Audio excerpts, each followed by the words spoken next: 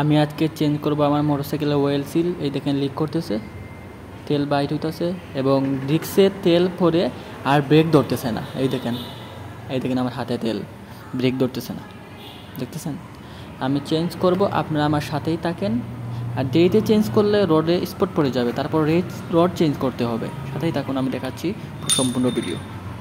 এই হচ্ছে পুরানা সিল, আর এই দেখেন আমি নতুন সিল লাগিয়ে দিয়েছি। কোন কোম্পানির লাগিয়েছি আপনাকে দেখাই। এই কোম্পানির সিল লাগিয়েছি, জাম্পারের সিল। এই দেখেন কমপ্লিট ফিটিং হয়ে গেছে। এই দেখেন, এই হচ্ছে গাড়ি। আমি সিল লাগিয়ে দিয়েছি। আমি একা ভিডিও করতে পারছি না, তাই আপনাদেরকে আমি সিল কীভাবে লাগাতে হয় তা দেখাইনি। কারণ আমি স্প্রিং লাগাবো। এই হচ্ছে স্প্রিং, ওই স্প্রিং লাগাচ্ছি।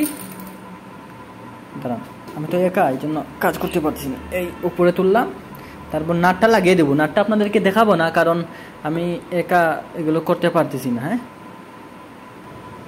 আমি সিল লাগিয়ে নিয়েছি এবং স্প্রিং লাগিয়ে নিয়েছি এবং জাম্পার তেল ভরিয়ে নিয়েছি। আপনাদেরকে দেখাইনি, কারণ আমি একা কাজ করতেছি, তো তাই। এখন আমি দেখবো সিল লিক করে কিনা। এভাবেও জাম্পার উল্টাবেন, তারপর এভাবে কয়েকবার জাতা মারবেন।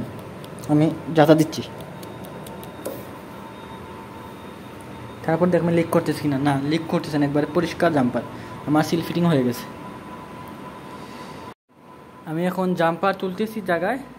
এদিকে এভাবে ঘুরিয়ে ঘুরিয়ে তুলতে হবে, এভাবে তুলতে হবে। তারপর আমি বিয়ারিং বদলাবো দুইটা। এই দেখেন বিয়ারিং আমি হোন্ডা কোম্পানির দুইটা নিয়েছি 160 টাকা। এই দুইটা বিয়ারিং আমি এগুলো বদলাবো আজকে।